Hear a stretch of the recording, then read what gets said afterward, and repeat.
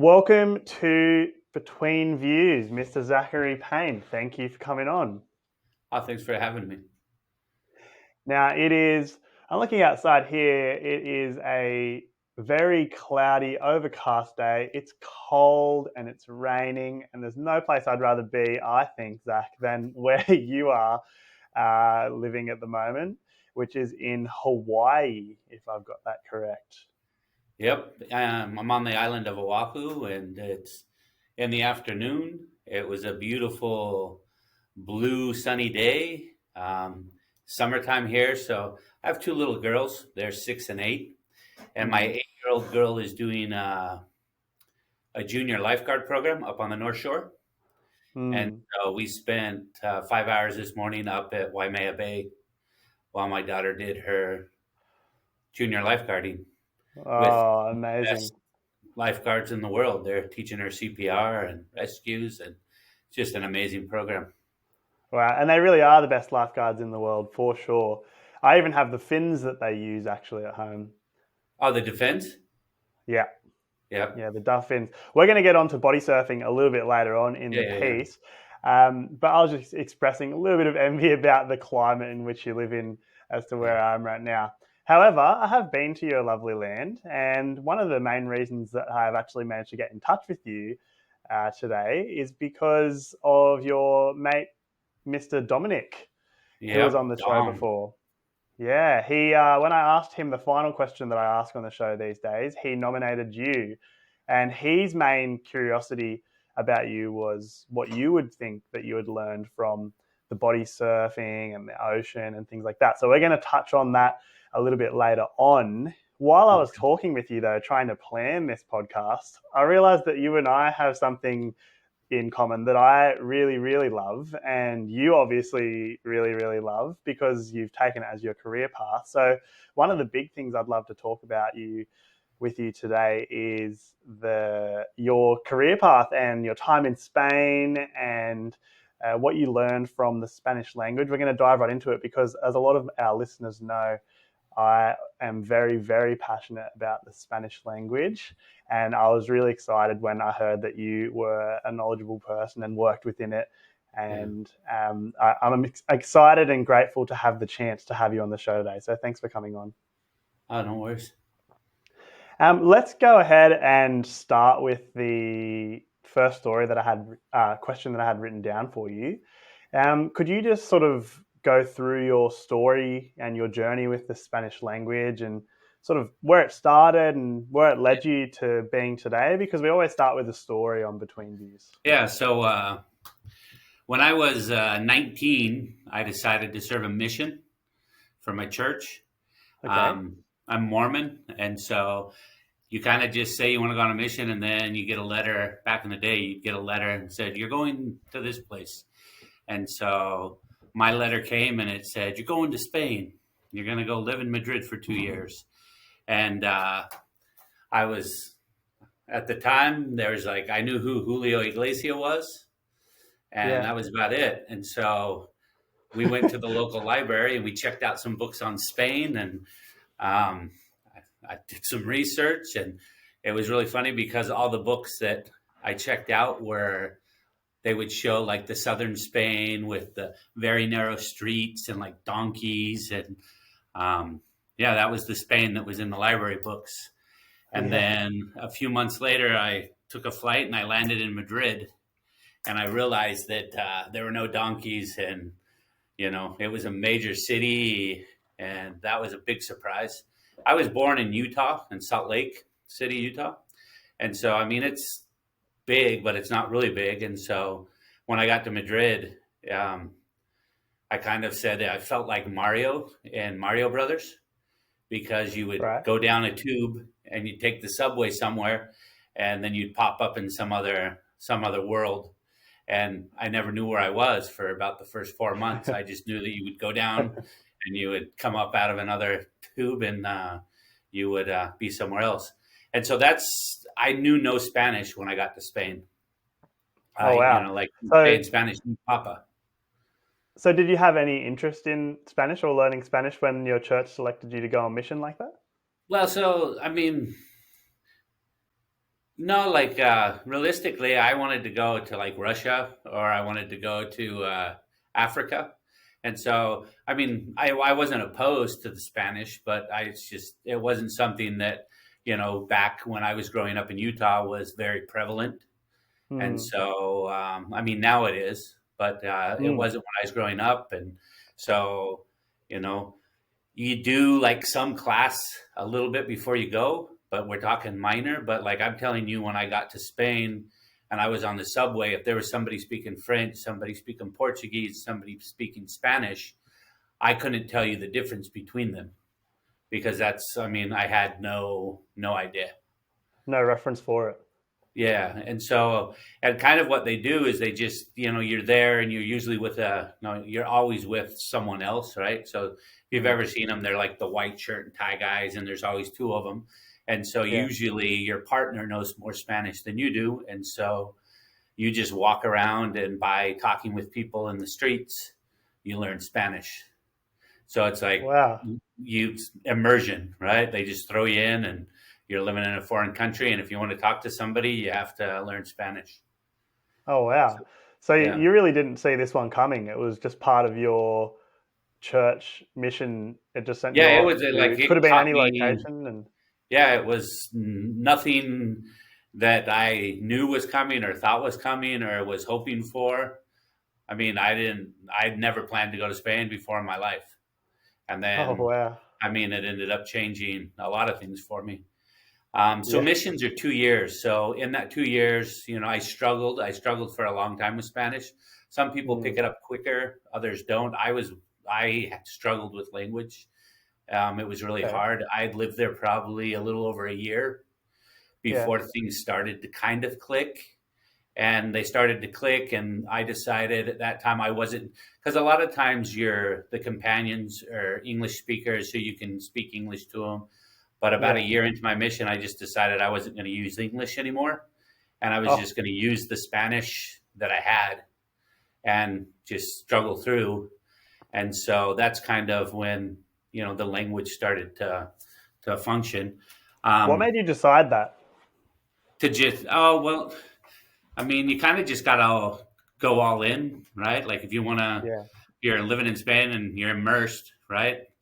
Like let go of the rail and just go for it. And so that's Yeah. kind of what it was. It's Wow. kind of funny because at the start, the whole conjugation of verbs is Mm. something that I could not wrap my head around. It was like impossible for me to it was just a concept that was like didn't work. And so as I started progressing, I would use today to talk about the present, Yeah. hoy. I would Yeah. use ayer, like yesterday, to talk about the past. And then I would say tomorrow to talk about the future. And then all my verbs were just in the unconjugated form, right? So I would right. say, hoy, tener hambre, right? And so I quickly got the Which nickname of translates the as, Indian. just for our listeners, what does that Oh, so translate that as? would be like today, hungry, me. And so, the people that were there, they started referring to me as the Indian, right? oh, Because that's actually, if I wanted to talk about the past, I would say yesterday, hunger, me, right? And so, but then little by little, it started working, and about a year in, I started feeling more comfortable, and mm, then only using Spanish. I started to dream in Spanish, which like the first time that happens, it just blows you away because you're like, whoa, I didn't know you could dream in two languages. right. Um, They say and by the that is one of the key points of letting you know that you've reached that certain level of Spanish where you understand it enough yeah, to relate in it. That's one of the key things that I always remember them saying when I first started learning the language too, was once you dream in it and you can make someone laugh in it, you're right there. yeah, yeah. Mm. No, and so like that, and then it gets like even weirder. Like when you dream with people from Spain and people from America, and you're jumping back and forth from English and Spanish, and you're like, whoa, Mm. this is crazy. So basically, as a missionary, there's a lot of rules. You live by a lot of rules because you're a missionary. There's a lot of things you can't do, and so by the time I was finishing my 2 years, I I was thinking, man, Madrid's a really fun place. It would be really fun if I wasn't a missionary. And so I came home off my mission, and my desire was to move back to Spain and live there, not as a missionary. So about 6 months after my mission, I moved back to do a year of the uni in Madrid. Wow. What And did you study? so I just registered as so because the Spanish education system is socialized, it's very inexpensive compared to the Mm, American system. that's And right. so I figured to increase my Spanish skills, I would just study Spanish literature. And so I registered as you can't register as a first year student as a foreigner, but you could register as like a second year. So I did the second year of basically Spanish language and literature at the University of Wow. Madrid, Complutense. So was it the place or the language that you loved, or a mixture of both? It was both. It was the place, Madrid, but also the language, because they go hand in hand, right? And Mm, then I would say that during that first year in the university, then I fell in love with, more with the people. Just mm, had some amazing friends in uni, and fell more in love with the culture and mm. more in love with the language as I continued to learn. Wow. I have so many questions coming up. And they are, what's so great about Madrid? Uh, the other one is, what's so amazing about the Spanish people? And what's so amazing about the language? So you can answer all three at once if you Okay. like. So no, Madrid. So a lot of foreigners, I would recommend they go to Barcelona. It's more touristy. You have the architect that's new and old. Um, but for me, Granada is pretty, right? Like when people ask me to travel to Spain, like a lot of times I tell them to go everywhere but Madrid, because Oh, I think really? as a tourist, there's there's places that are more touristy and that can be appreciated more as a tourist. But what it comes down to is Madrid is just it's a bunch of little neighborhoods, and Oh, really? every little neighborhood has its own character and it's got its own feeling. And so for me to just walk the streets of Madrid, I always would talk about just getting lost and walking the streets. And you walk from one neighborhood and then you're in another neighborhood and everything's changed, right?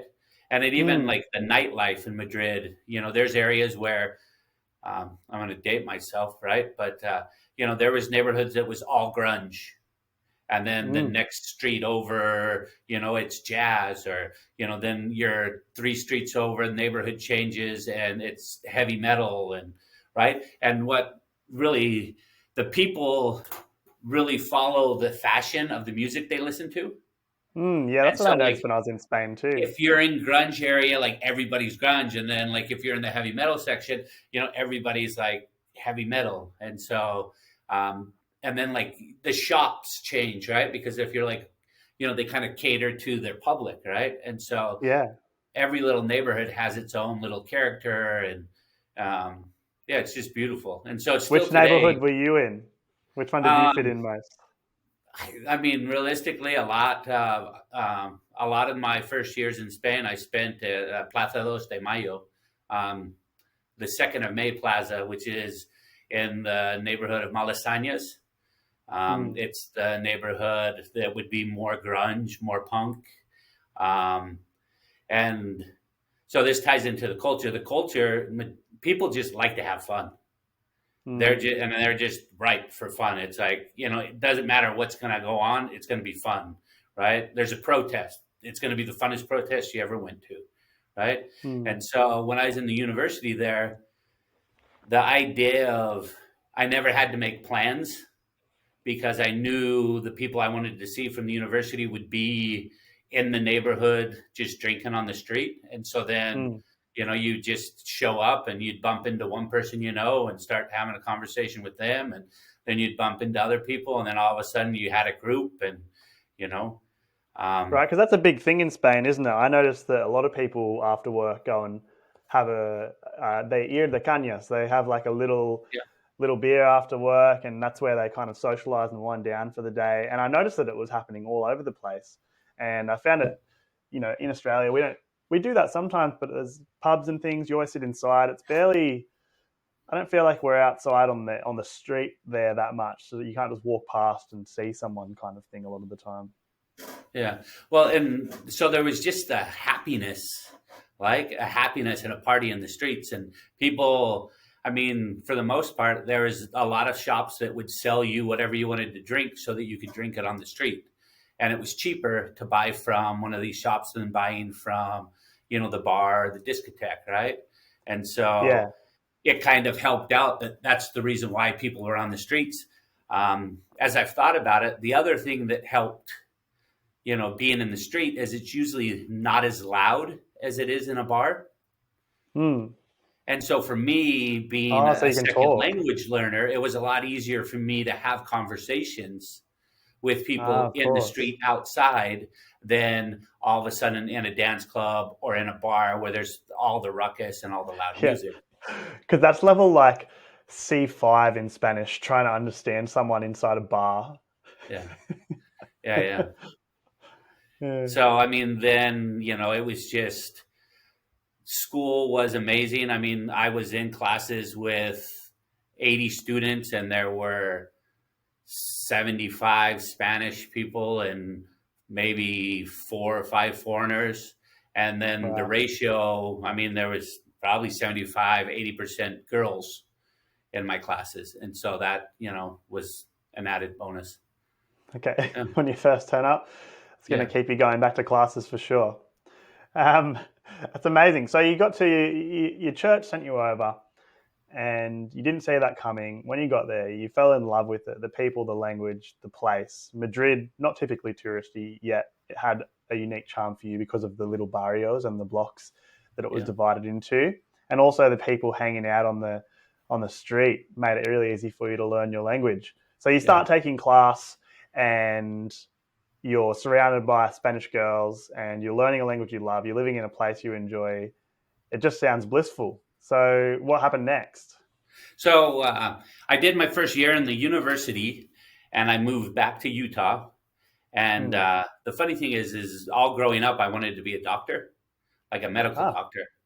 And okay. so I moved back and I started up at the University of Utah and I was pre-med and I was working at the hospital and doing all that kind of stuff you need to do to get into the medical school. And as I was working nights at the hospital, I was talking with a lady who was finishing up her residency. And one night we were talking and she asked me if there was anything else I wanted to do besides be a doctor. And I said, well, Hmm. I'd love to just go back and live in Spain. And she said, well, look, you can either do that now or you can become a doctor and never do it. And I was like, what? And she's like, yeah, because, like you have to dedicate yourself, 12 years of schooling, and then you're going to come out, you're going to have debt, you're going to have to work. So maybe you could just go live in Spain when you're 40 or something like that. But, what she recommended was if there was anything that you wanted to do besides be a doctor, try it because you could Hmm. always come back to study medicine. And, Hmm. but you couldn't stop studying medicine. Once you started, you had to finish. And so That's right. Yeah. that really hit home to me. And I remember going home and talking to my parents and was like, hey, mom, dad, I don't want to be a doctor anymore. And they said, well, what do you want to do? And I said, well, realistically, I just want to go live in Spain. And so they were like, and what? And I was like, well, if I'm living in Spain, I can go to the university and continue to study Spanish. And then my Yeah. parents were like, okay, that's fine. And so I, Oh, that's good. It doesn't sound like your parents were too forceful on you now. yeah, they were like, and you know what I mean? They were very supportive. They're like, okay, that's fine. As long as they didn't want me to just go and hang out, right? As long as I Yeah. was studying, like you're doing something, that was fine. And so I made a U-turn in my university, dropped all my pre-med classes, switched over, was able to finish really quick, and then I moved back to Spain to do a master's in like Spanish as a second language, how to teach Spanish as a second language. Yeah. I've actually been looking And at courses in that at the moment, just when I have a little downtime at work or whatever. I'm like, oh, wow, there's a lot of courses and they're pretty cheap. And that's pretty much where I'm looking at heading. And how did you go with it? I'm curious to hear because it's right what I'm looking at right now. Well, so in the United States, the university is so expensive, and so Mm, right, like I come from a very blue collar. My dad's a construction worker, my mom was a social worker, and so um, a lot of decisions were based money wise. And so when I was looking at programs, all of the programs to study from a university in the United States and Spain were very expensive. mm, But because I already knew people in Spain, I knew housing. I could get housing taken care of. So I just mm, needed to find a good program that was accessible. And so again, the socialized education, there was a master's program in the Complutense, and it was, very cost was very not cheap, but you know what I mean? Like not cheap's like pejorative, right? Like it was very mm. inexpensive and it was really Yeah. accessible to me. And so that's how I ended up starting my master's program over there. And it was Wow. directly, again, it was like for Spanish students who had finished their bachelor's and wanted to specialize in teaching Spanish as a second language. Hmm. So I think for me, that master's program, what it did for me personally is it allowed me to understand how I had learned Spanish, right? Mm, Because I never had formally taken Spanish classes. Um, right? When I studied Spanish the first time in the university, I studied literature, right? So mm. you're not learning how to learn Spanish. I was just reading a bunch, and then like because you read a lot, all of a sudden you knew more Spanish. And so That's the right. Spanish as a second language program really helped me understand the learning process and what had happened for me to learn Spanish. Mm. Okay. So now you've taken your master's, and you said you took that with relatively few students, Yeah. and you learned how to teach the language. So that's a LE, isn't it? Yeah, so it's ELE course. L. Spanish. So it's Español Lengua Extranjera. So Mm, it's that's like the right. ESL programs in English. English is a second Yep. language, but Spanish is a second language. Okay, wow. So you got all qualified, you love the language, fell into the teaching side of it suddenly, or at least studying the teaching side of it. What Yeah. happened next?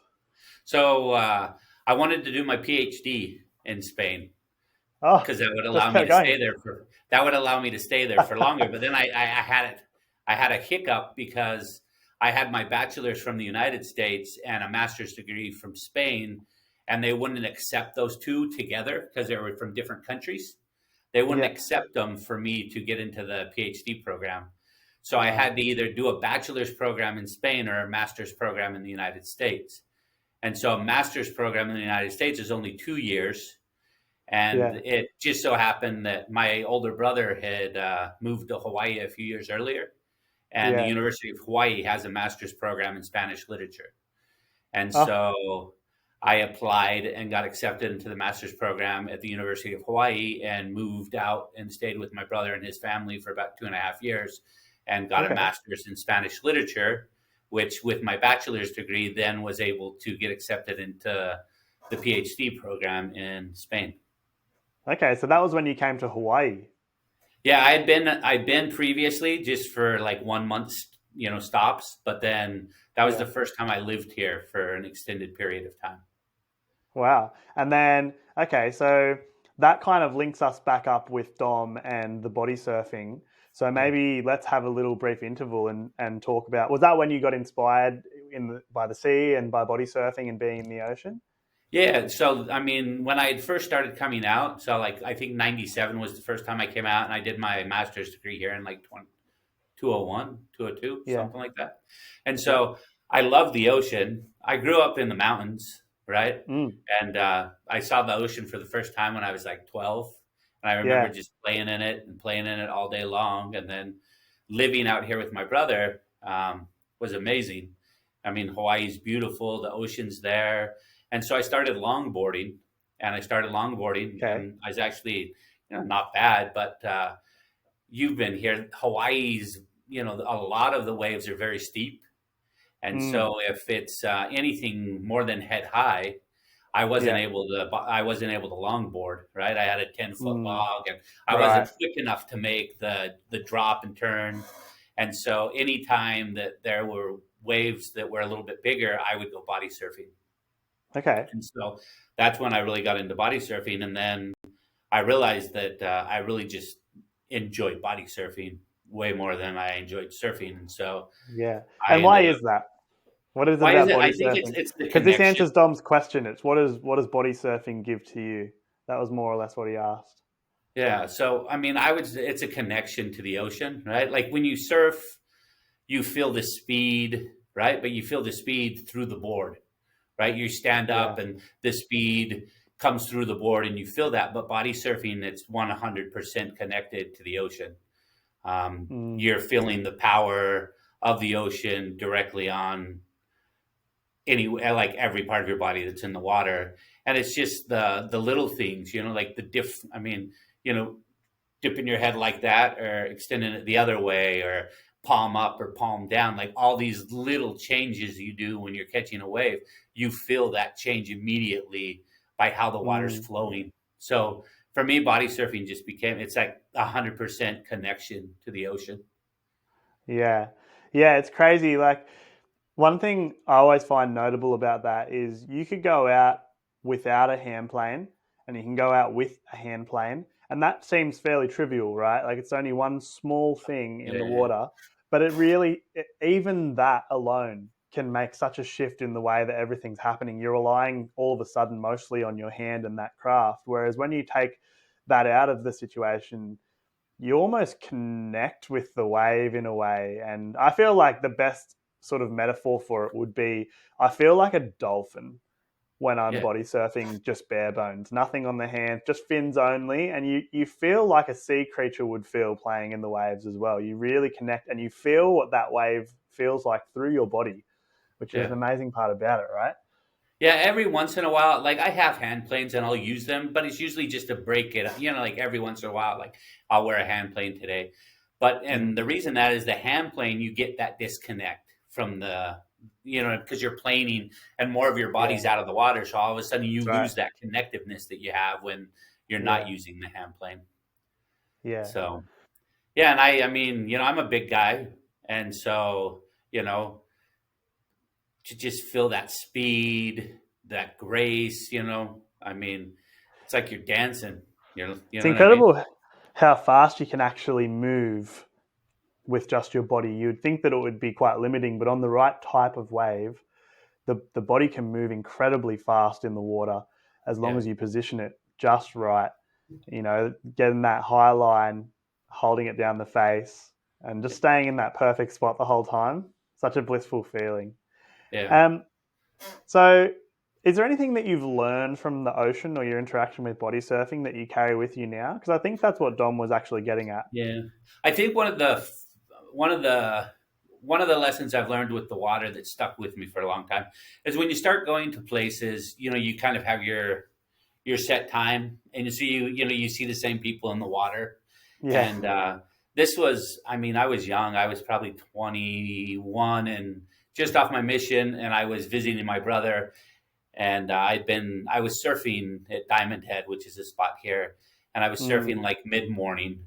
And after a few weeks, there was a guy that I would see every morning, and he started talking to me, and he was a garbage man, and he was the happiest guy you'd ever meet. And talking to him, he was like, "Yeah, a lot of people would say my job sucks and it stinks, but I'm able to get up early. I'm able to get my job done. I'm able to get a surf in, and I'm able to pick up my kids every day from school." And mm. as we're talking, he's like, there's two ways to be rich. And I was like, okay. And he's like, the first way is to make a shit ton of money. I was like, That's okay, true. that's pretty Yeah. obvious, straightforward. Yeah. It's a Um, good method. and then he was like, number two is to desire little. And, he's like, I desire very little, if I can get my surf in and pick up my kids from the school, I'm the wealthiest man alive. And so I mean, that stuck with me, and it stuck with me today, Mm, right? Because, you know, how much of our time do we consuming, right? Because mm. money ends up being, like you changing time for money. so that you can do stuff with your money. But if you did less stuff with your money, you could actually have a lot more time. And so, which is more Wow. valuable. Wow. So how much time do we spend? How much time do we consuming? And another way to get rich is to desire little. Yeah. Wow. And you just learned that, me and this guy out in the surf just got to Just chatting. talking with the guy in between waves at surf. But it's something, I mean, it's stuck with me still today. Right. And I mean, I lived in Peru for a year. And when I was Oh, living in really? Lima, yeah, I was living in Lima. I took a sabbatical from my PhD to go study Okay. Peruvian poetry. So I was living in Oh, Lima, studying Peruvian poetry, and I realized that I needed $115 to live on a yeah. month. Yeah. And I was like, okay, I need 115. That covers That's food and my rent for the month. And wow. um, so I actually was teaching English classes, and I had uh, a professor at the university who was willing to pay me $25 an hour Hmm. to teach like a conversational English course. And so I was like, man, if I teach 5 hours a month, I can cover my needs. And so why work six, right? And so I Wait, would wait, work wait. five Five hours a month. hours on how? Where were you teaching that? Online or in the No, class? in person. In So I had person. 5 hours. I would teach in person, like basically a class a week to the same guy for conversational Yeah. English, And he'd pay you in and US dollars. he would pay me in soles, and then I had Oh, enough in to soles. live for the month, and so it was that Oh, constant. But there was that like issue. Like I mean, I could live a lot different in Peru, and I could spend more money, but the less money I spend, the less time I have to work, and then the less work I have to do, the more time I have to, invest in my own projects, right? So I was writing a lot yeah. at the time. I was reading a ton and also surfing a bunch. So, and that stuck Okay. with me. Like, the more you consume, the more money you need, the more of your time you have to change to make that money. That's true. So you've piqued my curiosity now because one thing that you mentioned, and this is something that I had written on my board here. I actually just got rid of it recently, but um, you talked about having more time to dedicate to your personal pursuits. And that became something that was quite important to you. And the reason I'm asking about it is because I also am someone who likes to go down those rabbit holes of many different things, and I love all of them equally. And I just want to have more time for them because they bring me so much simple joy doing them. Just doing those things, I get more joy that can carry me through every single day of my life. And um, I like that you said it, but I'm curious as to why that's so important to you. Um,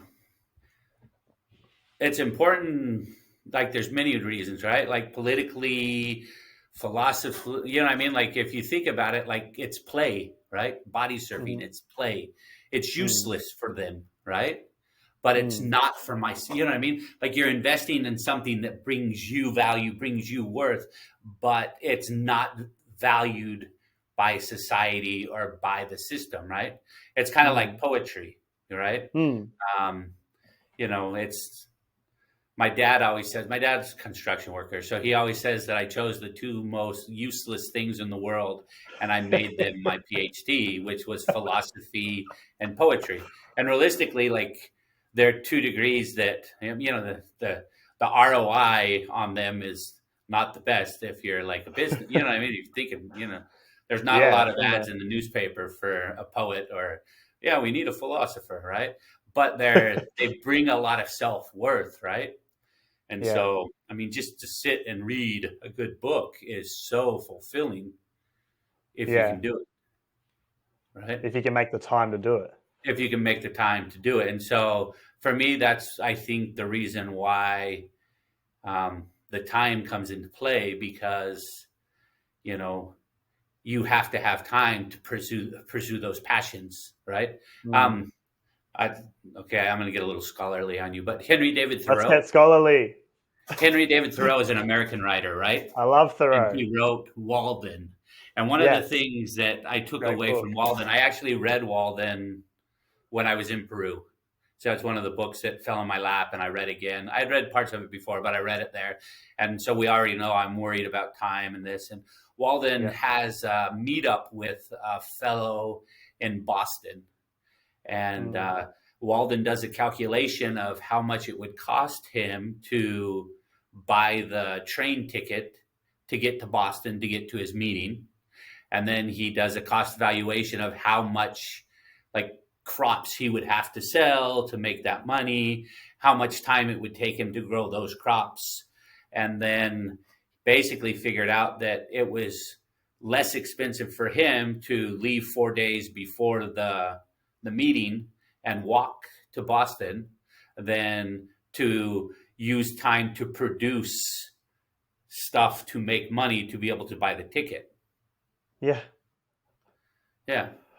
So he just chose to use his time instead of his money. So he invested his time in something else and then took 4 days to walk to the meeting instead of taking the train. Wow. And having read that metaphor, how do you carry that metaphor into your life? Has that become relevant for you, or have you reflected on it and used it at a certain time? Yeah, so I think, going back to, whatever to desire little, you know what I mean? When I was living in Spain, I was able to do it because I wasn't living, a very fabulous lifestyle. I wasn't spending tons of money because I didn't have a lot of money, right? And so, but I was having a lot of fun. And, but like if I wanted, so maybe I could have traveled more, but I didn't because like if I needed to travel more, I needed more money. Oh, and I guess the other thing is so I was an illegal alien in Spain. Like I didn't have papers, and basically what I figured out is. Do we need to cut that or something? We don't need. You don't No. need to I'm cancel fine with your that. PhD or something, are they? No. I'm very proud that I was. And I'm not. I was undocumented because illegal alien, right? Is a term we should not use because nobody's illegal, right? So I was undocumented, and basically what I figured out is, for me to get a visa, I would have to pay for a trip to LA to go to the consulate, and then I would have to pay insurance in the United States that covered me in Spain, which was very expensive. And so I just did, I figured that I could, live in Spain. And if I left the European Union every 3 months, more or less, then my time in the European Union was renewed. And so I would do things like go down to southern Spain and take a ferry into Morocco. And, we used to laugh because I would cross over in the morning and I would eat. There's a restaurant I like to eat at, and then I would take a nap in a park, and then I would get back on the ferry and go back into Spain. And that's how I was able to somewhat skirt the immigration laws in Spain. Wow. So for you, there was you could instantly turn over your visa at that time, because I feel like nowadays it's something along the lines, there's like a Schengen visa and you can have 90 days every 180 days, which was, I would have done exactly what you did, except that this new term exists now. Yeah. So like now it would be a lot harder to do what I did. And then because things have changed, and before, like sometimes I felt like Spain just didn't care. Because I had an American passport, I'm white. And so like that kind of stuff, it shouldn't, but they let you go through more often than not. The one thing I did that was my cousin worked for the airlines. And so he could always book me a flight that he could later cancel at no cost. And so anytime I left the country and was coming back in, I always had a flight date that said I was going to leave the country. Yeah. But then then my cousin would cancel it and I would just stay. And it's funny. That's still a thing these days. You can, there's a lot of things. One that I use is called Onward Ticket or Onward Bound or something like that. And it, you just buy it online, costs like $15. Whoever was clever enough to make that $15 off tickets that go nowhere. And you can use those tickets to enter countries. And, it's as legit as anything, but you're just not going to use it. So it's, it's like a little side thing you can do if you need something for a visa, anyone listening. And wow, okay, so my brain won't let me let go of talking about poetry with you for a little bit because it wasn't necessarily on our plan of things to talk about. But when you talked about poetry, that was your something that made you kind of glimmer, and I could tell you were quite proud of it. And obviously, you followed that route into your scholarship, and um, you did it in Peru. So I think that's kind of fascinating. So you went to study Peruvian philosophy, no, Peruvian poetry as a sabbatical year. What drew you to Peru, apart from that it was so cheap, and why poetry and why Peruvian poetry? So I think that when I started, because I was studying, when I was studying literature, like Mm, novels are big, novels can be very thick and chapters can be very long. And when you're reading in your second language, you can really get bogged down and tired in quickly. reading these long chapters. And so early on, poetry just was really fun to read because a lot of times the poems, it can be 2 lines, it can be 3 lines, or it can be just a few pages.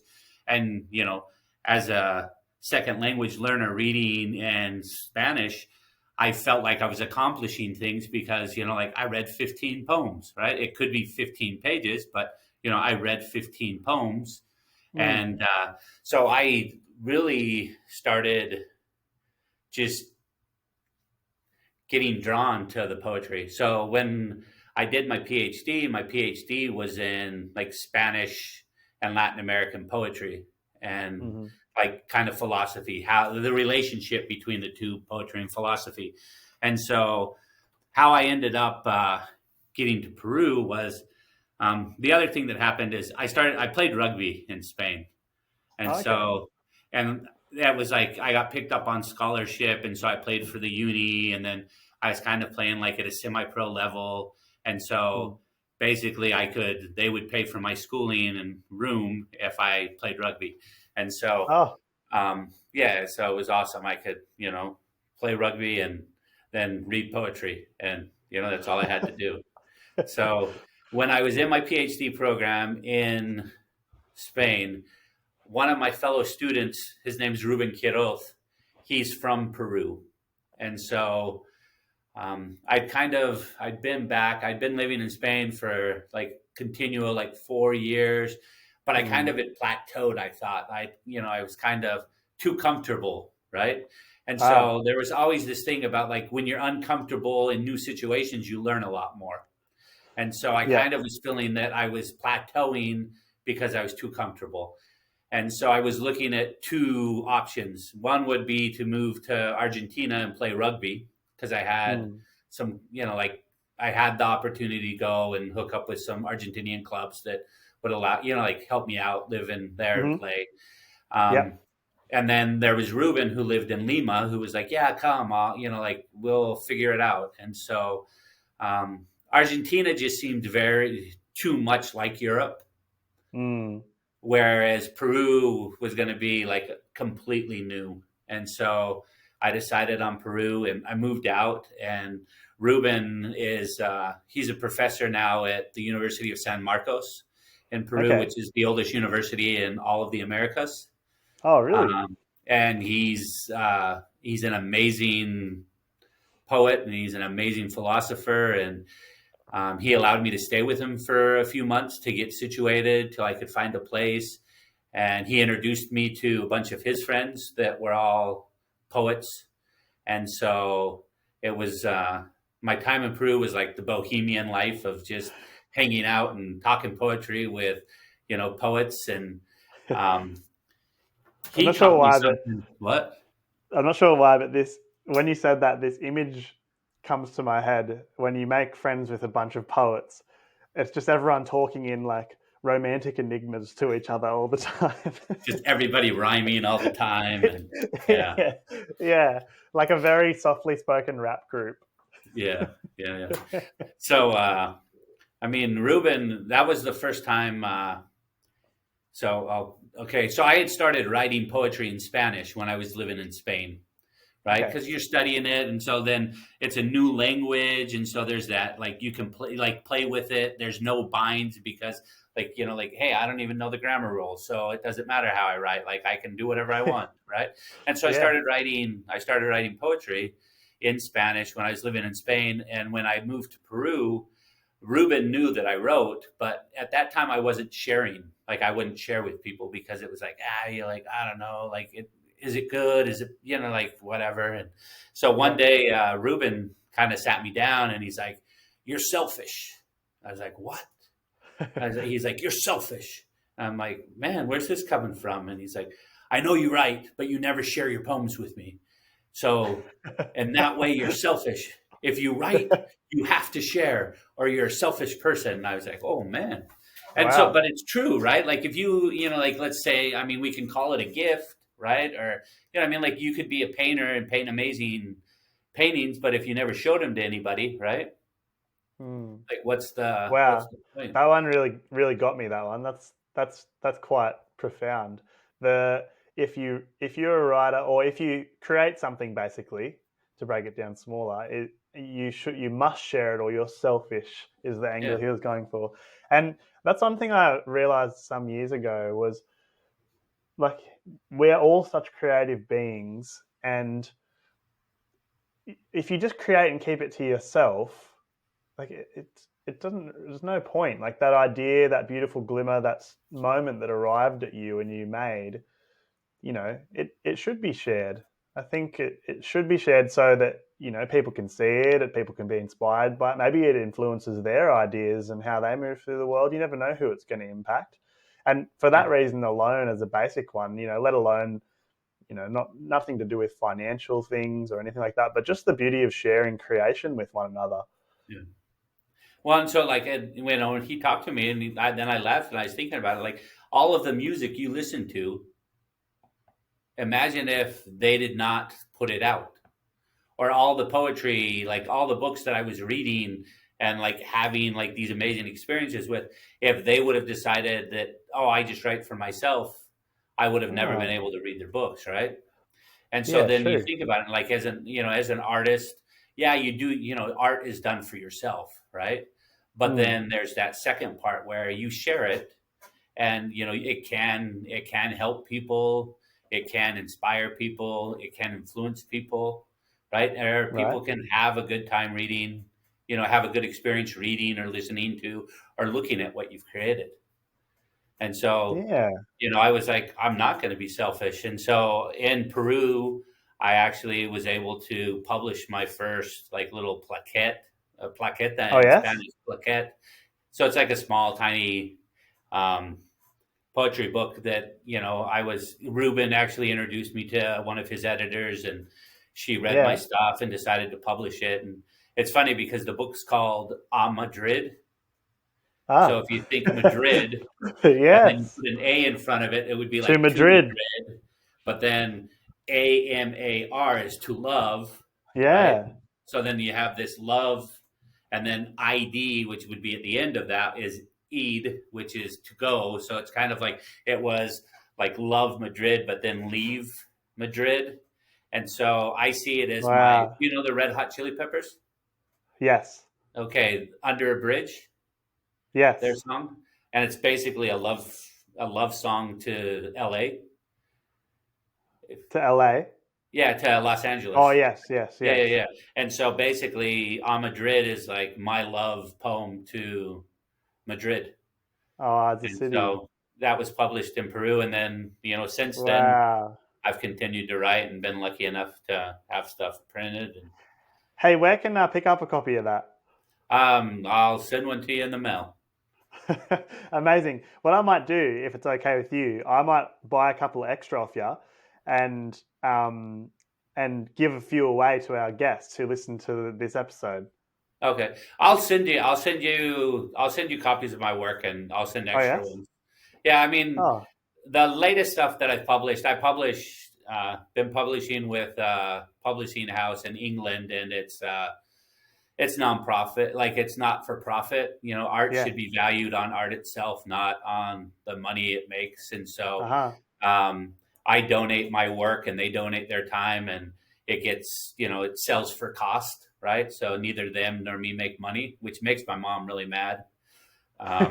She always feels like, what if your book sells 1 million Yeah, copies? I'm like, it's yeah. poetry, Mom. It's not going to sell 1 million copies. She's So, like, Zach, first you gave up being a doctor, now you gave up profitable career, now you're not selling your books you make. Come yeah, and on, man. she always brings up Harry Potter. You know how much money she made writing Harry Potter? I'm like, yeah, Mom, Harry Potter is a novel. It's amazing. I write poetry, which is obscure, and if I sold it for profit, I'd make $100, right? So I'd rather not have $100 and the Yeah, principle of I didn't make any money on this. So yeah. I'll There's make something sure you get beautiful some in books. just there's something beautiful in just sharing creation for free as well. But like that's not to say that in certain circumstances that it's not a bad thing to get remunerated for it as well, Oh no, no, because no, no. of all the time and effort you put in, and actually you have captured like a glimmer of thought and creation and turned it in from a non-physical thing into a physical interactive thing. And I think that is really special, and that's what should be rewarded. Yeah. I mean, I have to say that I'm very fortunate that um, I was able to get my PhD, and I'm a working teacher, and Mm, so I'm able, like, I make it to the end of every month on what I make as a teacher, and so mm. I don't feel the need to make any money off of my art.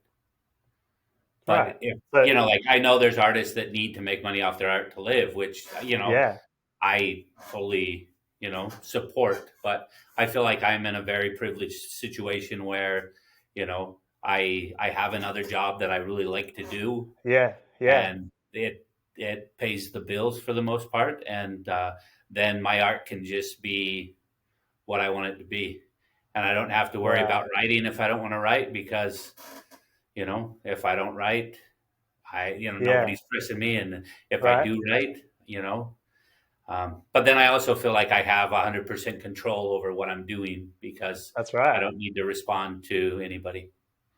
So it's cool. You've taken away the obligation to create and just left it as a personal, fun, enjoyable experience. And then you share that. And then some people around you enjoy that. And that's great.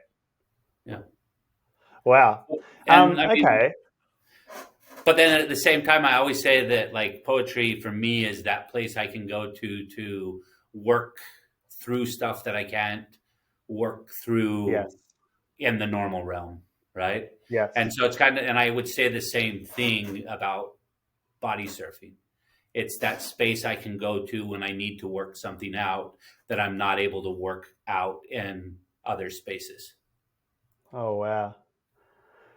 Wow. Okay. So I feel like creative things and natural or in nature things are the two things that come up. And I think most people could relate with you on that when you're doing something creative that is uniquely yours and you're out in nature, be it walking in a park or going surfing at the beach, you typically tend to feel really good or at least release or process some things that you're either going through or struggling with. I always find when you do any of that, it makes you feel better.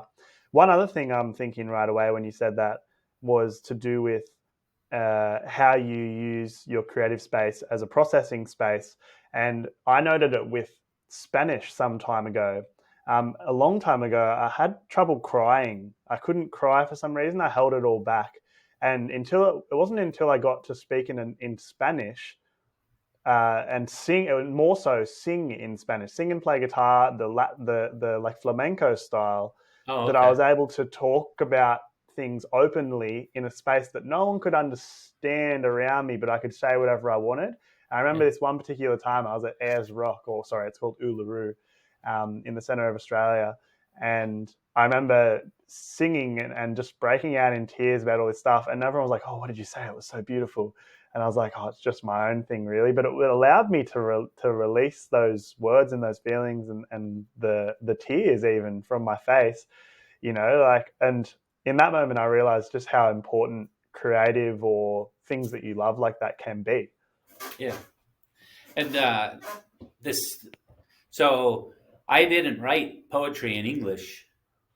like, growing up, I didn't write poetry, but it was the language, it was Spanish that actually freed me of whatever blocks I had in English to be able to explore, writing poetry.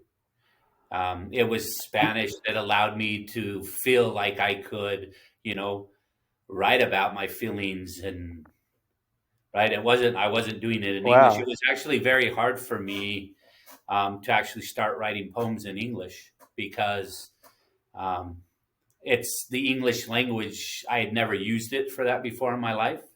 Hmm. And so actually I wrote a poem to my father in English, which I mean makes sense. But my parents, like nobody in my family speaks Spanish, right? And Uh-huh. so there was one day I was my dad, because he was in construction. I was in this church and it had open beams, and this poem came to me and it was in English, but it was the only thing I'd ever written in English. And then about so I think it's 14 years ago I finished my PhD, and then 12 years ago we moved to Hawaii. And when we Hmm. moved here, um, I took a job. I took a job specifically as an exterminator, so I could be on island.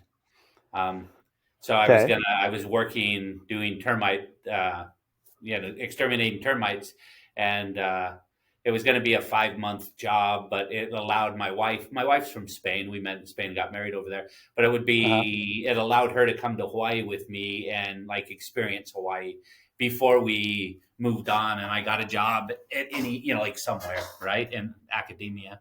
And Yeah. so while I was working as an exterminator, it's really hot, and you're spraying these chemicals and you're sweating. And I started writing a book about poems about termites. But at that moment, I couldn't write them directly in English. And so I found myself writing the poems in Spanish and then reworking them in English Yeah. so that they could Yeah. like have their own space. So they're not translations, right? Like I'm not translating, but I worked the Yeah. poems in both languages. And that really was the first time that I was able to write, like I was able to get in and write into English. And then I guess Wow. over the last 12 years, I finally feel comfortable writing in English. And so now, over the last little while, like a lot of my writing is all in English. Yeah. I Wow. still write some Spanish, but I mean, I do write majority of my stuff now is in English. Oh, wow. And I find that fascinating that it was actually having less vocabulary and less language that helped you to begin writing rather than having lots and, like a critical skills in thinking in that language and stuff. Like to go and like to start with having less is kind of artistic in itself, to be But honest. yeah, but you have less rules, right? Like you grow up Mm, and you're learning, and so I felt like it was a lot more playful, the second language, but then mm, in Spanish. But then the other thing I realized is like you knew one way to say something, but then it was fun for me to figure out other ways to say what I was trying to say. Like, oh, how could I, like I want fireworks, yeah, right? true. Fuegos artificiales, right? Yeah. Fireworks. Oh, like has anybody ever referred to them as burning stars? Right. And so then like all of a sudden, like in Spanish, you're writing and you're like, I want to talk about the fireworks, but I'm going to call them, you know, the burnt stars. Right. And so, like, in English, like I'm saying it right now, it seems really weird. But like in Spanish, because of that, like it was just really playful, and Yeah. I didn't feel like there was anything holding me back, and so Yeah. I allowed myself that space. That I think that's what happens is a lot of times in our native language, we don't allow ourselves that creative space, Yeah. that space to play with whatever the medium is, right? That's true. Because one of guy I take classes off, he experiments with that sometimes. The art of intentionally taking away rules or creating rules that mean you can't use your normal rules while he's making things, Yeah, and just seeing what he can do when the typical rules don't exist. And it's crazy what can come out of it. Actually, I like yeah, that what you said about how we do have just too many rules, and because of that, we're kind of constricted to certain ideas and beliefs and ways of creating. I think that one there is a real point for reflection for me, which I'm sure I'll process more later. That's amazing. I didn't know that the poetry part was going to be there, and I'm excited. I will accept your offer of some pieces of your work. I'd love to read it, especially the Spanish work as well, because I love Spanish. But happy for you to accept whatever you send over. And that's it. That's amazing. So poetry became a big part of your life. Your church, I want to call it like a divine moment, sent you over on mission to a place you weren't expecting to go. And we talk about this a lot on the show, how you never really see life coming. You think you've got these ideas and plans, but then all of a sudden you're in one place and it takes you this whole other direction, and that's where the magic really starts to unfold. And you never see it coming, and you end up in Spain. You fall in love with Madrid. You try and live there at all costs, give up your medical path that you were going on and dive into the things you love, poetry and Spanish and being with Spanish people, being in Madrid, move to Peru on sabbatical, and then sort of practice your poetry there. And that leads you into, well, I mean, that's what your career is now. You're a teacher and a like of philosophy and poetry as a professor, right? Yeah, so I mean, I haven't really gone the normal path, right? Because I'm still an adjunct. Does that term? Do you guys have adjunct professors in? I'm So not it's really like I sure what don't that have a means. full time contract. I'm Okay. like part time, but then I teach full time hours, and so then they have to recognize me as a full time professor. Ah, So it's okay. kind of like it's the best, or it's a worst case scenario as a professor, but I'm actually like I think it's like the best case scenario for me right now. Um, Okay. and so like things are good. I mean, I came over here. I was working as an exterminator. I put out my CV. I was applying for jobs on the mainland, Mhm. and then I got offered one course at a university here. So I was part time exterminating, part time professor, like teacher, and then I did that for a few years, and then probably 4 years in. So maybe 8 years ago, I went. I had enough work at the universities that I was able to stop moonlighting as an exterminator, which was a good thing. I was happy. Okay, so you strike me as someone who's making choices that suit, the best version of your life, that allows you to practice your crafts and your arts and to live where you want to be. It sounds like Hawaii kept you once you got there. I feel like quite similar with it as well. Like I remember thinking about it flying in once and feeling like I was home in a weird way, even though I'd only been a couple of times. It's such a beautiful place. So you're working as a professor now. One thing I wanted to ask you about was you met your partner in Spain and you moved out to Hawaii, and now you've got a family that's bilingual. And that's something that I always thought was really cool and felt like something that always fascinated me quite a lot. And I wonder what it's like to have a partner that speaks a different language and also raise your children in two languages. Yeah. So I mean, um, I met my wife. My wife's Spanish, and I met her in Spain. And by that time, I met her after I'd been in Spain for like 10 years. And so at that Yeah, time, Spanish was the same, the same to me as English. And so right? because I met my wife in Spanish, that's the language we use.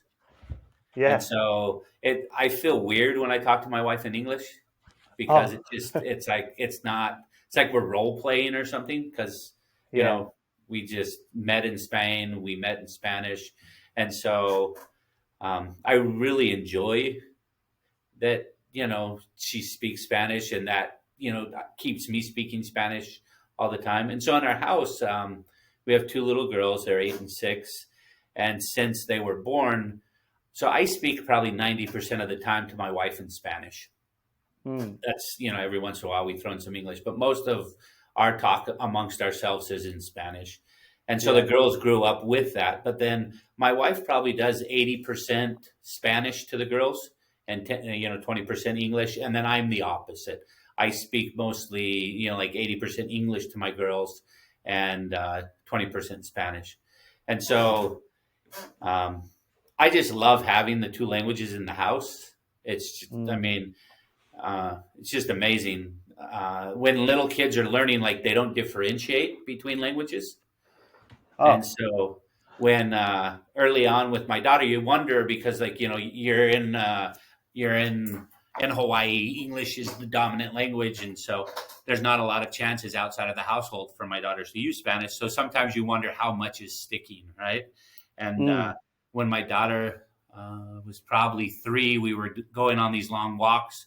And for her, she just thought she had like this, like a big vocabulary because she Yeah, knew 2 or 3 words for everything.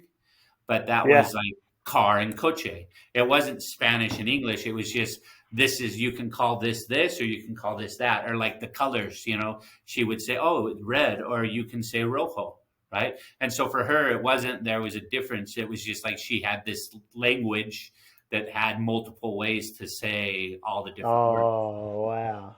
And so like also as like a nerd academic like language learner but also a professor, like you can see that whole process happening in your children in the house, and it's Yeah, amazing. yeah. So like, I mean, my wife's family still lives in Spain, and we try to visit most, in the summer. We try to go Uh-huh. every summer if we can. And for me, it's Yeah. just amazing to show up, and 3 weeks later we're leaving, and you're there, Spanish. So like all of a sudden your daughters are using subjunctive future clauses, and you're like, whoa, where does that come from? Just So because like you're the Spanish watching, is in there, and then they're talking to their grandma, and they're just wow. making leaps and bounds. Wow. And So you're so, watching language acquisition into languages happen just in your household and on travels and seeing them pick up all these things just by being in there and learning it. yeah. Wow, But then that's it's really also funny special. because I think that there's times where I feel like my daughters are like the only 2 people in Hawaii that speak this weird language, because they have English, they have Spanish, and then they're picking up like some of the pidgin, right? So it's like, my daughter will say, Oh yeah. anytime like the phone rings or like beeps, my daughter always asks, who scribe, right? Who escribe, right? And so, like it's like this, it's this strange dialect that happens in the household with a lot of these funny little phrases that, they're, because they're also like, because So language it's is a blend alive, of right? like So you tell them something, but then they change Hawaiian it. pigeon. Yeah. Is it like a blend of Hawaiian pigeon and Spanish? Yeah. And then like more formal English, but then they also create things, right? Um, Yeah. so they just like, their thinking is like, oh, in Spanish this is this, and so they're like creating their own words because that's what they think it would be, right? So they're Oh concepts wow. that you would never use in Spain, but because they're just following like their reasoning, they're creating these words for things that like Yeah. are in Spanish but don't really exist in Spanish, which is really fun. Wow. This feels like more fuel for the poetry. Oh yeah. I mean, I wish It's I got all had of their these like, creativity. wow. Okay, that's really amazing. I feel really warm hearing that because it's something I've been curious about for a really long time, and I just think that's really special. Um, we got onto a whole different topic then, but it kind of fit perfectly into what we were talking about anyway. We're moving into the second part of the show now, where we sort of dive a little bit more into your mentors and, fortunately enough, philosophy. Wasn't fully, I didn't even think I knew that you were a philosophy professor. I just assumed you were a Spanish professor. So this part of the show I'm feeling excited about as well. So do you need a little break or anything before we carry on, or are you happy to keep going? Oh, we can keep going. Sure. All right, let's carry on. So, first question: who are your mentors and idols, and why do you look up to them so much? How they shape who you are? So, it's a tough question, right? So, I would first and foremost say my parents, Mm. because, right, like they're that living example of you know of what to do, right? Um, I think what strikes me most about my parents is neither one of them came from the best households. There Hmm. were some, I mean, we can say there were some major issues in both of their households when they were growing up. And one of the first things that they decided when they were going to get married is that, family, they could create the family that they wanted, right? Yeah. So things that had happened and their family did not need to continue to happen going forward. They could create the family and the family structure and everything that goes along with that, fresh and new. And Mm. my mom was a social worker, and a lot of times she says that she studied psychology and social work to first understand everything that had happened to her and why she was who she was. And then Mm. once she understood that, then she could move forward. And so I just am, I would say they're my mentors and my idols. I think they're an example of what parents should be. I see them as, they always, I mean, times were tough, you know what I mean? Um, Construction, sometimes there's no work, and, Mm. sometimes they struggled, but my parents always sacrificed for us. I have two brothers, and my parents always sacrificed so that we could, you know, follow our dreams and do what we wanted to do. And I Mm. think that is one of the main reasons I didn't think twice about just like, hey, I'm moving to Spain and I'm living in Spain, because I knew there was always a safety net for me, right? Hmm. I always knew that whatever happened, I always knew I had a place I could go home to. And Yeah. so, I mean, it's easier to dream and, to try to soar when there's a safety net. And so Mm. I I would agree. really, like my parents and were are great examples still. And Mm. yeah.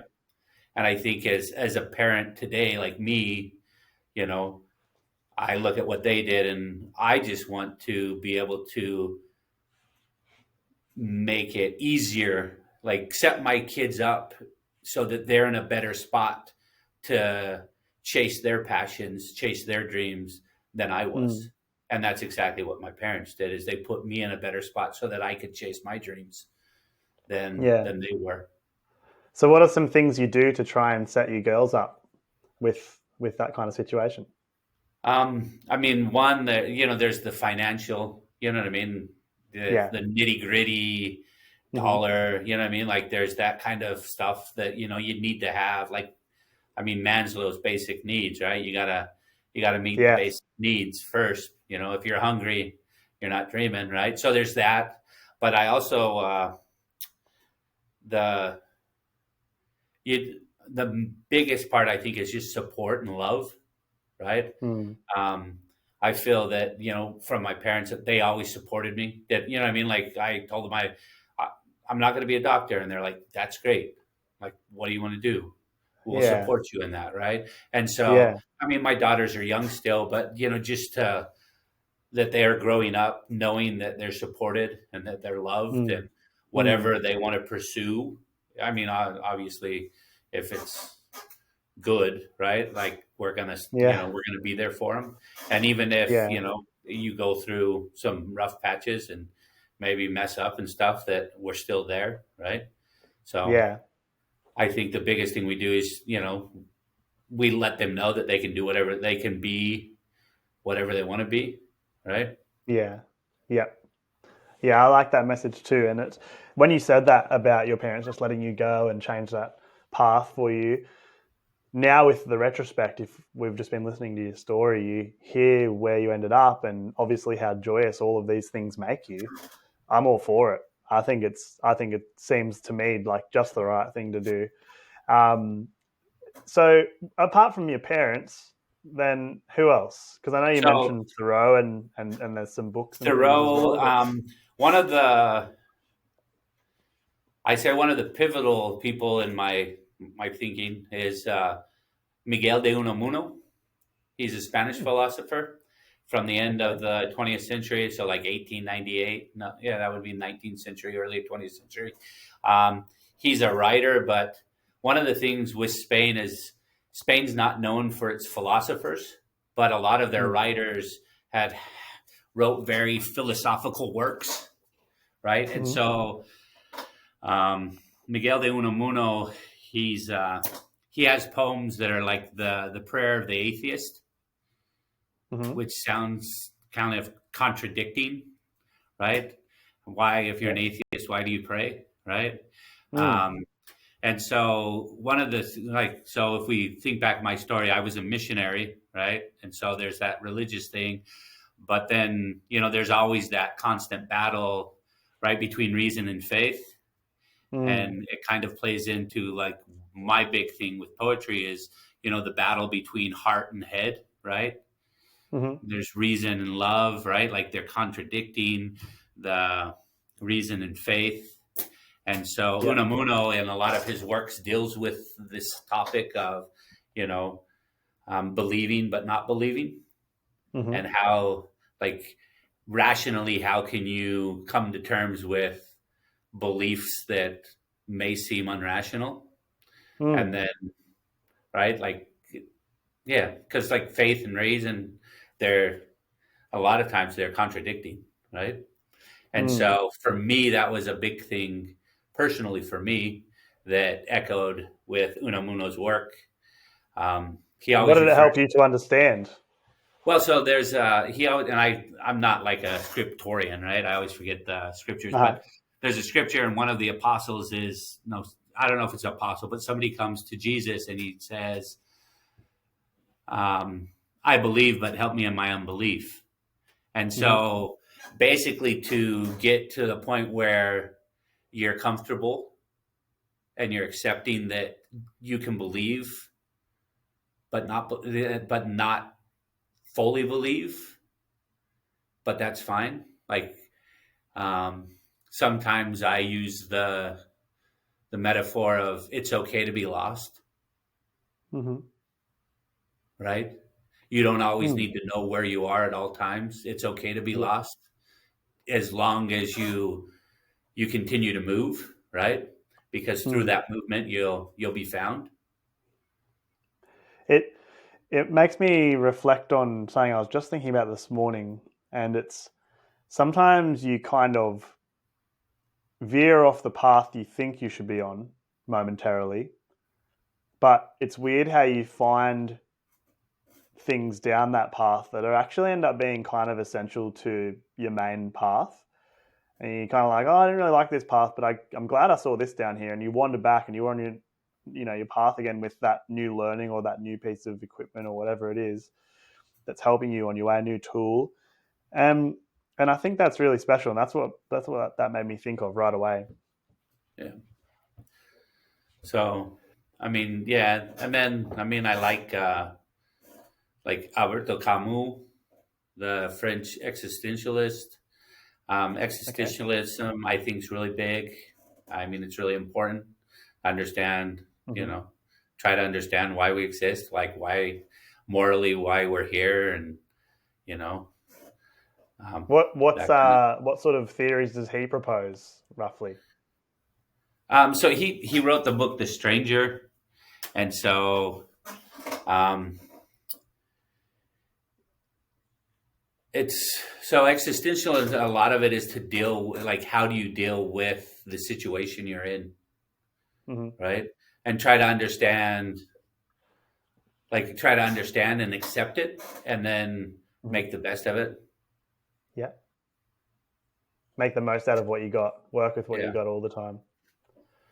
and So then I that's what guess you the took other. Oh, oh, from go. him. What? That's what you took from him. Yeah, yeah, yeah. Yeah. And one more you have. Well, I would just say the. So this, I mean, this is also kind of contradictory, but um, I think the best things are. anarchism is Okay. very, very, like, I consider myself an anarchist. Does it? This feels like it fits really well with your Spanish grunge block in Madrid sort of phase. 100%. I mean, I'm I listened to Rage Against the Machine before gonna I moved to say, Spain, but yeah. there's because of the Spanish Civil War, which was so recent, when you think Uh-huh. about it in a timeline. Yeah, Like truly. when I arrived to Spain, there were people who had lived and suffered through the Spanish Civil War, and Mm. politically, people were very charged still, and Mm. still today, because I mean there Yeah. was the three fraction. You know, what I mean, you had the fascism with Franco, you had the communism coming in, you had the anarchists, and so it was very easy to have political conversations with people of my age, like young 20 year olds that had studied, you know, Mm.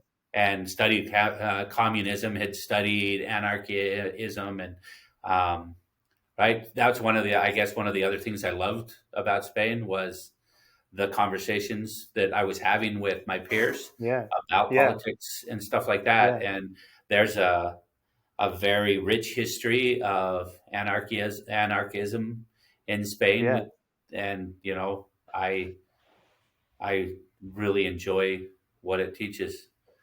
So what is anarchism and what does it mean to be an anarchist? So a lot of, I mean, the funny thing is most people just think, oh, chaos, disorder, right? Yeah. You're But drawing like pentagrams on the wall and stuff yeah, and like the red A with the paint. circle around it, The A, like that's right, not the pentagram, the A, of the course. Yeah. A and the circle, or Yeah. um, so for me, right? Um, Anarchy is it's power structures, right? Hmm. So we have vertical power structures and we have horizontal power structures.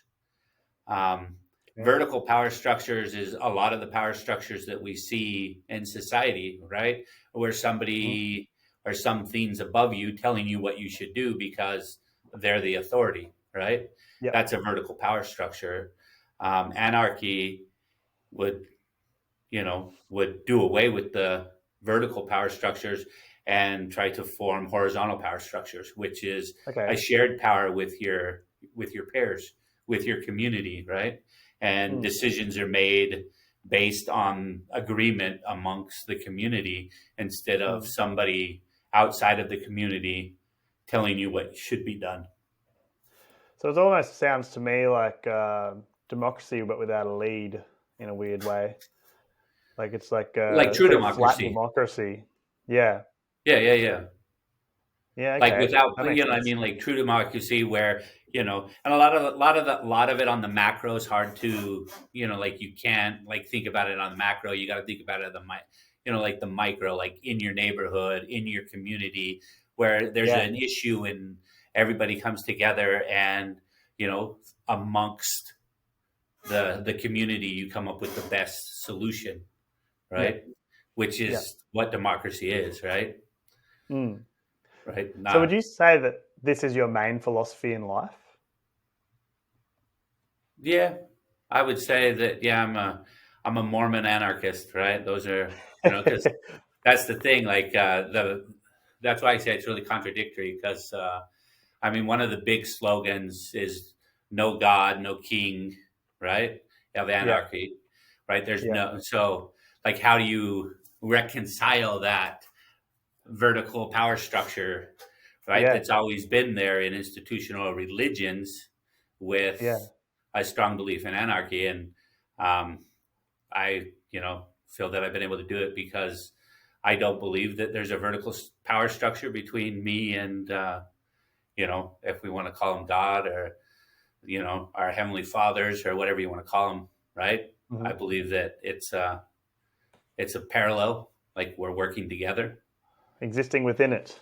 existing with it at the same Yes. level, right? Yes.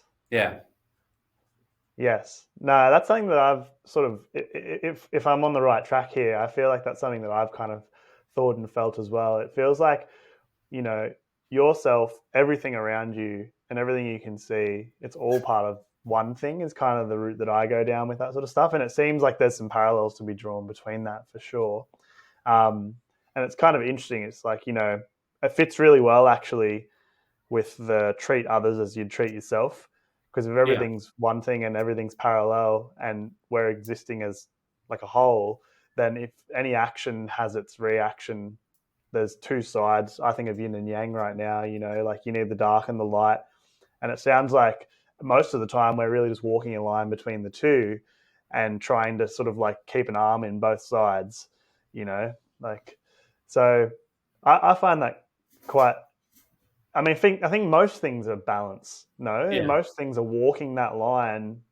Everything is contradictory, and I feel like when you go too far one direction, people get kind of nuts Yeah. in a way. One like, and you Yeah. said do under the golden rule, do unto others as you'd like to be done, right? Mm. There's also the concept that your rights begin where your rights end, where other rights begin, right? Ah, yeah. And so, like you, right? And so, if you think about it that way, then it changes your perspective on your interactions with people, right? Yes. Because yes, you do have the right? You can, and it may be good, but how does it affect someone else, right? If you Mm. doing that's going to harm someone else, or it's going to take away their right to experience, freedom, then you have to tell that, right? Because like just because I have freedom doesn't mean I should limit the freedom of anybody else. Everybody Yeah, should have the same amount, should have full freedom to do what they desire to do. that's right. The thing is, the desires clash sometimes, don't they? Yes. But that's where the control comes in, and you have to realize that your desires do not, there's no reason why your desires should supersede or take precedence over somebody else's desires, right? So treat Mm. others as you would like to be treated, but also know that, your rights end where somebody else's rights begin. Mm. It's very much so live and let live, isn't it? Live and let live. But I think as you take it into like a community and into the neighborhood, right? Like something that is best for the neighborhood may not be the best for you personally. And so Ah, you true. start losing, there's a loss, or there's a giving away of personal Mm. freedom for the collective freedom, Mm. right? I think So I think sometimes it people. changes your Oh, you idea go. of how to look at the collective. Mm. I think sometimes I've thought about this before. People sometimes I think we're not always in the right place where we need to be. Like I feel like sometimes people are born into communities that don't fit how they are, or because there's two arguments to it where it's just like, you should be like your community. If you're born in it, you should participate in your community. You're going to be better off that way. But sometimes that doesn't really fit your values all the time, and you can find yourself with very conflicting values to the community that you find yourself situated in, which is where Yeah, I think things like travel and going and visiting places to find the places that you do fit into so you can contribute to your community. I feel yeah. like that's where, skills like that or events like that come in handy. Um, I want to speak about the most impactful moment of your life. However, I would assume that it was the mission trip. Just Yeah, if you based off look, hearing your story, I'm just gonna throw it out there if it's that. no, But I if mean, there's if you something look at else, like how things have gone, like it changed. I mean, it changed me in many ways, but like if you look at like what I was wanting to do and then like what I've become, like it was a pivotal moment, a very pivotal yeah, moment for me. 100%. Have there been other moments like that, or is that like the big turning point for you? I mean, I think that like looking at everything now and where I am, like I wouldn't be sitting here in an office at the university talking to you if it wasn't for that, right? Right? Like It and led I to. never would have met, I mean, something could have happened, but I would have never met my wife, Hmm, right? Because I wouldn't have lived in Spain. So yeah, I yeah, mean, it's a big game changer for me. 100%. Yeah. So I And would say, yeah, it's probably the most pivotal moment. what would you say, having had that happened and seeing how it had this effect on your life, brought you to where you are now? Um, what would you say is the major learning from how those things happen in life? How you have these moments that turn and change and they lead to such and such. What would you say was the biggest thing you learned from noticing that? I I think just to be accepting, right? I mean, I could have, I could have been like, no, I don't want, like, oh, it makes more sense to become a doctor. I'm not going to move back to Spain. But I Mm. think, if I've learned anything is just follow your passions, do Mm. things you love, and, you know, yeah, you're happy when you're doing things you love, so you might as well do them. Um, Mm. and then work other things out. I mean, I can't say I loved working as an exterminator, but Yeah. I mean, it was a moment where the opportunity presented itself. It came that I could live in Hawaii and body surf, and I was like, wow, that's an easy answer. I can go sweat and be dirty, and then I can body Yeah. surf, right? So, I mean, Yeah. yeah, I would say, yeah, just try to do what you love as much as you Yeah. possibly can, because we're going to have to do stuff we don't love, right? So, That's as right. much as you possibly can, choose to do what you love, choose what you're passionate about. That's right. And to go back to part of the philosophy chat, as long as it doesn't take away from the community, because what you love and your actions might start affecting someone else. And if it's Yeah. affecting them too much, then that's when you might need to reconsider what your actions are. Yep. So be considerate. Don't take every wave. No, as hard as it is though nice sharing it with your community of surfers that are around you. And like you said earlier, the people who turn up at the same tide, you get to know them really well, and you do want to share with them, and you take pride in the waves they're getting as much as the ones you're getting. I think that's one beautiful thing about being out in the surf. We're moving into the final part of the episode here, and this part is where we sort of wrap things up a little bit and connect you with past guests and future guests. So in this part, I really like to just make sure I didn't miss anything and see if we can kind of build this string of or this thread between all of us that are coming on the show and talking and having these conversations. And the first question, this is a relatively new question. You're the second person I've asked it to. I feel like automatically you would have said poetry and philosophy if I'd asked you this earlier, but we got onto it. But what's something I didn't ask you, but I should have?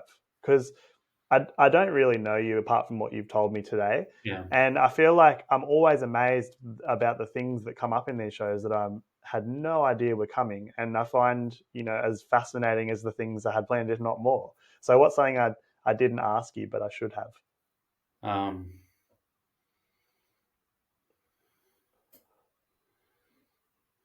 uh, I don't know. Um, yeah, that's a tough one. I mean, I played, semi-pro rugby in Europe for 15 seasons, and don't really have too many aches and pains. So that's pretty miraculous. Yeah. What was it like playing? Could you speak the language well enough to communicate in Spanish while you were playing? Yeah, well, I mean, one, you don't have to communicate in rugby; you just got to hit, right? Yeah, So that's right. He's got to run into guys. there's just the language of violence. It's an international language. No, it was. I mean, it was a really good. I could not believe, because that was one. That was the other thing that allowed me to live for so many years in Spain, right? Yeah. Because uh, honestly, like legally, I couldn't work, right? Uh, Because right, I didn't have papers, and so the playing rugby was, you know, they paid for my schooling. It gave me a place to stay. It also introduced me to people. Like I met people that I never would have met before, and then mm, got to travel, um, mm. and play, international tournaments and stuff like that. That was pretty amazing. Wow. Wow. So that was kind of like your sporting passion, and in a weird way, and one of your passions piled together with another to allow you to do one of the things you love the most.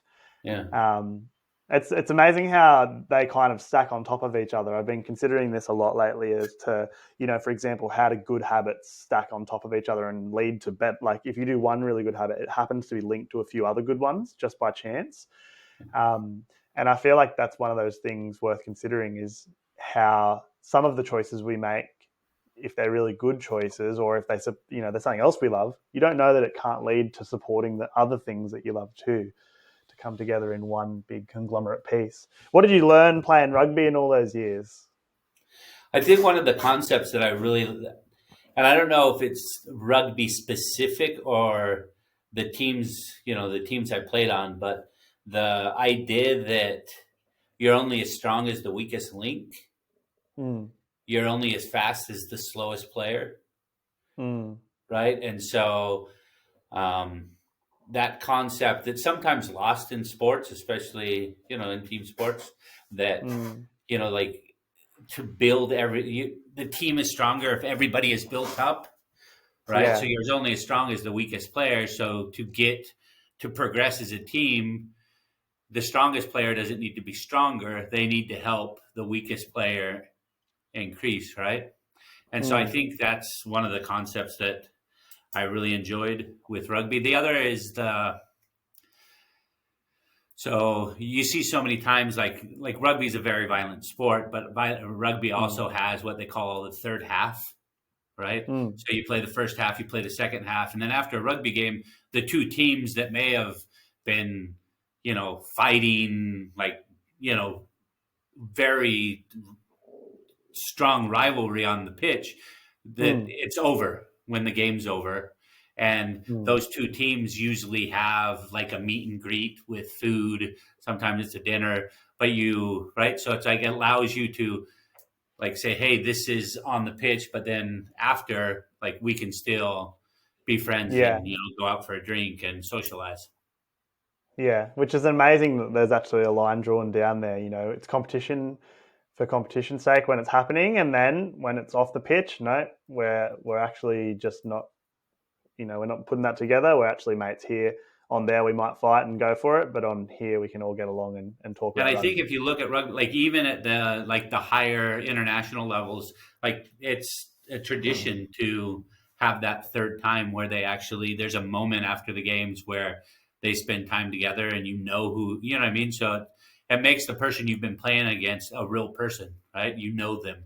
Yeah, yeah, and I guess in some ways that probably, when you get back to playing them again, it probably leads to you being a little bit more like still going and playing hard, but being a bit more compassionate for the person that you're charging at and running into. In a Yeah. way, maybe You not. I don't know. know. But yeah, I don't know. Yeah, I think that the weakest link and was something that I really enjoyed and took away from the Yeah. sport. Okay. Good answer. Um, we're coming down to the last couple of questions here. So this one is one that will connect you. It's kind of like my way of, I guess, being a part of your world in a way, and you being maybe getting a chance to ask someone that you and I asked something later on in the time. So after your experience on the show and just seeing how it is and roughly how an episode goes, how I am as a host, what it brought out in you, is there anyone that you're thinking of or would think of that you'd be like, wow, actually, if I was in your spot, Alec, I would have them on the show and I'd ask them this? Um, yeah. So my favorite rugby coach in Mm-hmm. Spain, um, her name is Mar Alvarez, Mm-hmm. and she's amazing. She's a good friend of mine, but she was also the best rugby coach I've ever had. And I would say she's Yeah. probably the best coach that I've ever had in any sport. Um, and it's not very common to have a female coach of a male team. Mm. She's been coaching top division Spanish male teams for the last 14, 16 years. And Wow. she actually was the strength and conditioning coach for the men's national team, probably for the last Wow. 12 years. And Wow. yeah, so I think she's an amazing person, and if you could interview her, that would, if her English is probably as good as your Spanish, so you guys would have to go back and forth a little bit. But No, I speak Spanish well enough to interview people in Spanish for sure. oh, okay. And she speaks it Mm. like because she travels like internationally with the team and everything. And she speaks English. She just doesn't like to, and so Okay, always all thinks her right, English could Spanish be better. interview. But yeah, Mar Alvarez Portillo, the greatest rugby coach ever. Oh, wow. That's a big endorsement. I like it. If you could put me in touch with her, that'd be great. What would you ask her? Who her favorite prop was. Hopefully she says me. Yeah.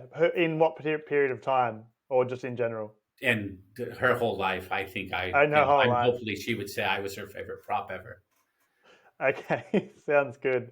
And I guess we'd be talking about rugby and coaching. Is there anything else that would be worth sort of asking her about, or that would be definitely what you would talk to her about? Oh, I mean,